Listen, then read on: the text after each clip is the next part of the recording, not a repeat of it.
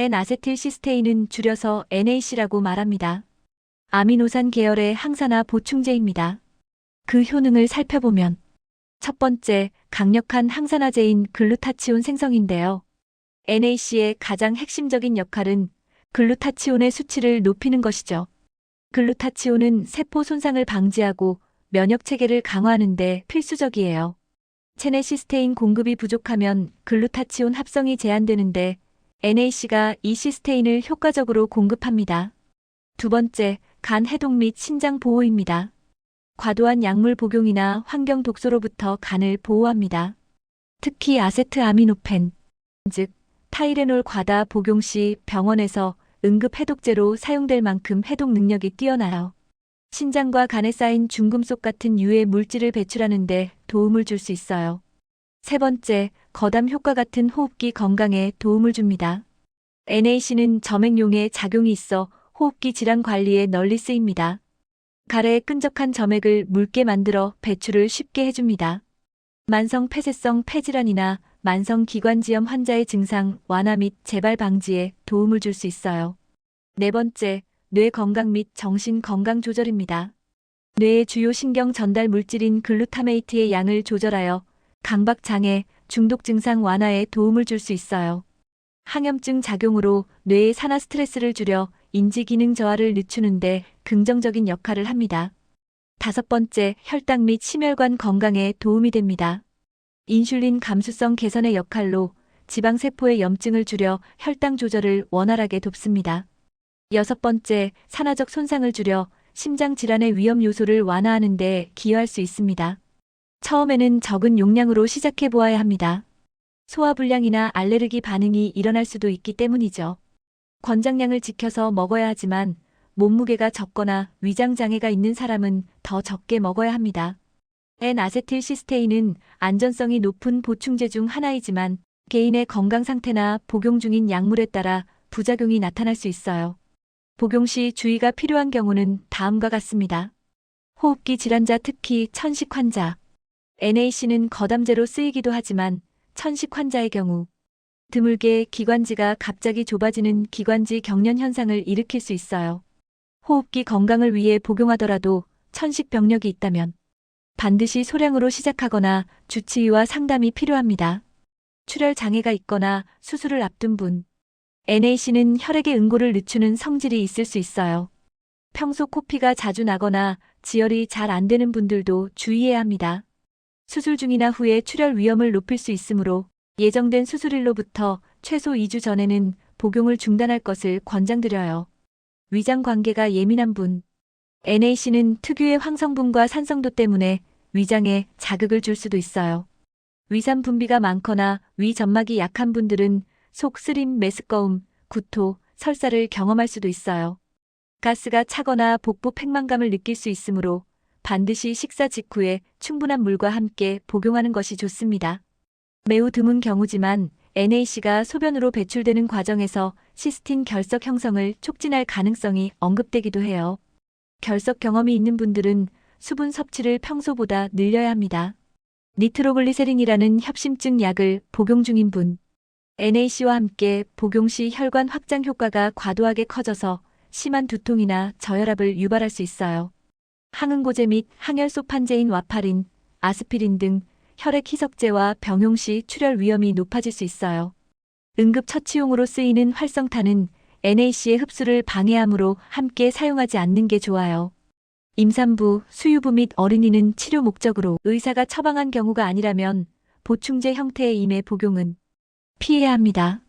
상담하러 오시는 나이 드신 분 중 한 분은 한 달에 한 번 정도 나오시는 분이었는데 그분이 폐가 좋지 않아서 이 NAC 500mg을 하루에 한 알 복용하셨어요.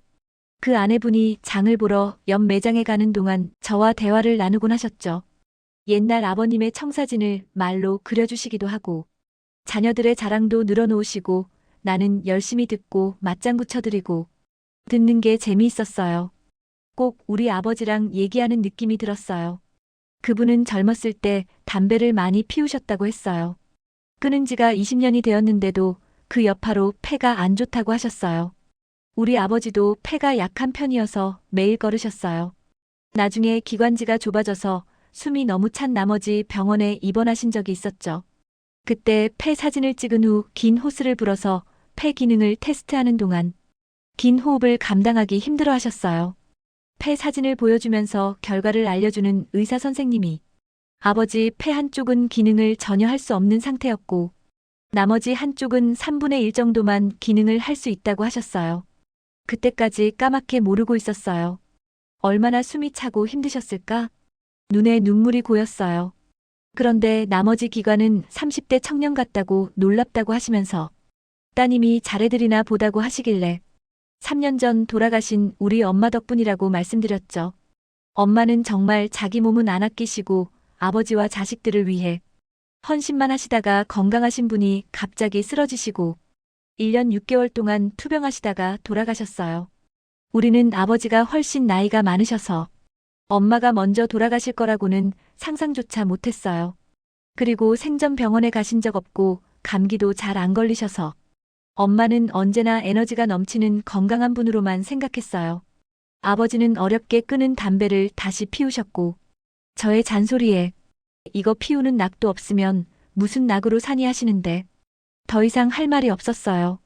아버지는 자기 관리가 철저하신 분이었어요. 정확한 시간에 잠자리로 가시고 7시 정각에 일어나셨죠. 같은 시간에 식사를 하시는데 항상 소식하셨어요. 절대 과식하는 걸 본 적이 없어요. 항상 우리에게도 한 숟갈 더 먹고 싶을 때 수저를 놓으라고 말씀하셨죠. 또 한 가지 꼭 지키시는 습관은 하루 1시간 이상 무조건 걸으셨어요.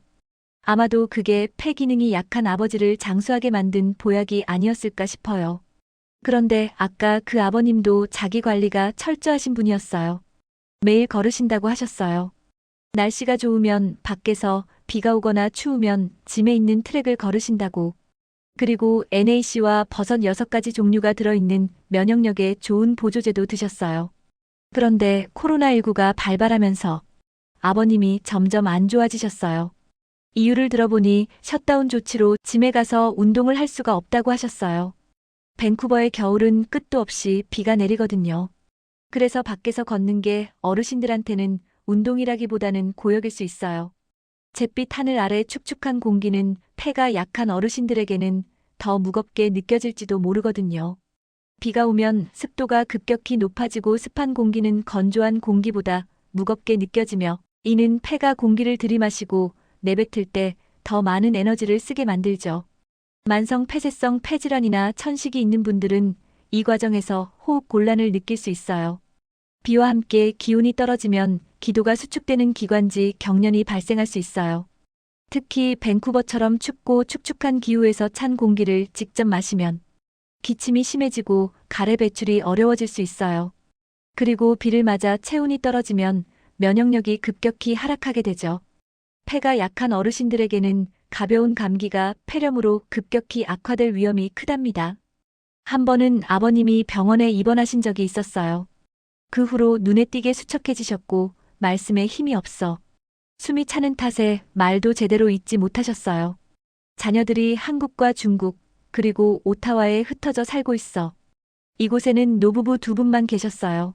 어머니는 운전을 전혀 못하셨기에 아버님은 숨이 턱 끝까지 차오르는 상태에서도 직접 운전대를 잡고 매장에 나오셨어요. 그 몸으로 운전해서 나오셨다는 게 믿기지 않을 만큼 위태로워 보였죠. 결국 2분은 한국행을 결정하셨어요. 떠나시기 전 매장에 들러 보조제들을 챙기시는 아버님께 나는 꼭 건강 되찾아 잘 다녀오시라고 인사를 건넸어요. 2개월 후쯤 어머님에게서 연락이 왔어요. 한국행 비행기 안에서 아버님이 거의 돌아가실 뻔했다고 하셨어요. 가뜩이나 숨이 차신 분이 기압이 낮은 기내에서 얼마나 힘드셨을까 마음이 아팠어요. 다시는 비행기를 못 타실 것 같다고 캐나다는 다시 올 수 없을 거라고 그 어머님만 여기에서의 삶을 정리하기 위해 들어오셨어요. 우리 매장에 들르셔서 인사하고 가셨어요. 무조건 건강하시라고 꼭 안아드렸죠. 그 후로는 못 뵈었고 연락도 없었어요. 괜찮으신가 연락을 드려볼까 하다가 괜히 오지랖인가 싶어 그만두었죠. 어쨌든 가족도 아닌 내가 막 나서서 먼저 연락하는 게 결례인가 싶기도 하고요. 건강하게 잘 계시기만을 기도드립니다. 오늘의 이야기 끝까지 들어주셔서 감사합니다. 다음에 더 따뜻한 정보와 이야기로 찾아뵐게요.